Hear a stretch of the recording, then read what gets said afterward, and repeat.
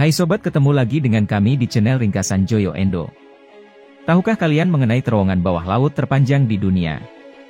Di channel ini akan kami jelaskan bagaimana kisahnya. Setelah lebih dari 1 dekade masuk tahap perencanaan, proyek terowongan bawah laut terpanjang di dunia akhirnya sudah mulai dikerjakan. Dibangun dengan kedalaman 40 meter di bawah permukaan Laut Baltik, Fehmarnbelt Tunnel, terowongan Fehmarnbelt, akan menghubungkan dua negara yakni, Denmark dan Jerman, diprediksi selesai pada 2029. Terowongan yang panjangnya lebih dari 18 km ini, akan menjadi proyek infrastruktur terbesar di Eropa, dengan pengeluaran anggaran lebih dari 8,2 miliar dolar Amerika. Sebagai perbandingan, dengan panjang lebih dari 50 km, terowongan Channel yang menghubungkan Inggris dan Prancis, memerlukan anggaran lebih dari 15,5 miliar dolar. Walaupun jauh lebih panjang daripada terowongan Fehmarnbelt, terowongan Channel justru dibangun dengan mesin dan material yang dianggap sangat sederhana, dan tidak menggunakan jenis sektor terowongan pre-built. Terowongan Fehmarnbelt akan dibangun melewati Fehmarnbelt, yang merupakan selat antara Pulau Fehmarn, Jerman dan Pulau Lolland, Denmark. Rancangan terowongan tersebut juga akan berguna sebagai jalur alternatif untuk jasa transportasi via kapal feri antara Rodby dan Puttgarden, yang biasanya mampu menampung lebih dari jutaan penumpang setiap tahun. Jika transportasi menggunakan kapal feri membutuhkan waktu 45 menit, menggunakan mobil hanya perlu waktu 10 menit. Perjalanan menjadi lebih cepat. Fehmarnbelt Tunnel yang mempunyai nama resmi, Fehmarnbelt Fixed Link, juga akan menjadi jalur terpanjang di dunia yang mampu menggabungkan terowongan rel dan jalan.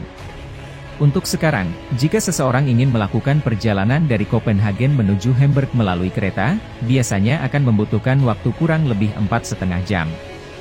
Tapi jika perjalanan serupa dilakukan menggunakan terowongan ini, hanya membutuhkan sekitar 2,5 jam, kata Jens Ulla Kaslund, Direktur Teknis Fehmarn perusahaan Denmark yang menjadi pemegang proyek terowongan ini.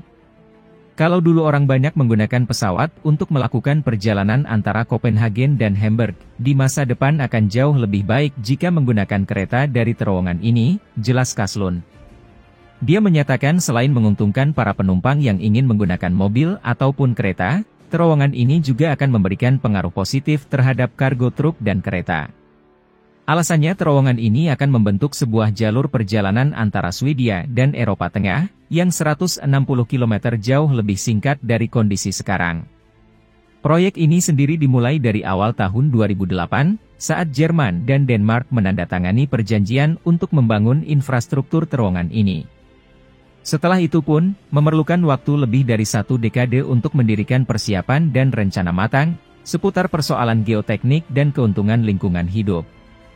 Saat proses sudah diselesaikan dari Denmark, beberapa pihak organisasi dari Jerman, termasuk perusahaan feri dan grup lingkungan hidup memberikan opini keresahan akan masalah lingkungan hidup, kompetisi bisnis, dan perihal gangguan jika proyek ini dilaksanakan. Saat ini pun, akibat dari pandemi COVID-19, pihak Denmark menginstruksikan kepada pekerjanya untuk mulai melaksanakan pekerjaan di musim panas.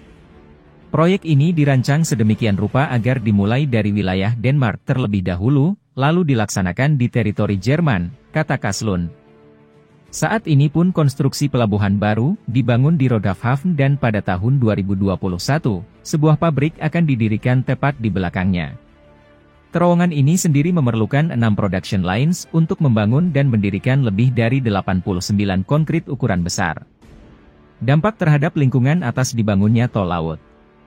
Terhitung lebih dari 2.500 pekerja yang akan mengerjakan konstruksi proyek ini, membuat rencana tahap pengerjaan terowongan yang sebenarnya mulai di tahun 2023. Beberapa pihak menyatakan bahwa untuk memposisikan setiap bagian dan sektor dari terowongan ini, diestimasi memerlukan lebih dari 3 tahun. Michael Svane, dari Konfederasi Industri Denmark, mempercayai bahwa terowongan ini akan memberikan banyak keuntungan bisnis di luar dari pihak Denmark sendiri. Terowongan Fehmarnbelt akan membuat pintu strategis bagi Skandinavia dan Eropa Tengah. Dengan meningkatkan jalur kereta api, maka pengiriman berbagai kargo akan berpindah dari lajur jalan menuju rel kereta, yang dianggap justru jauh lebih baik untuk kondisi lingkungan hidup, jelas Svane.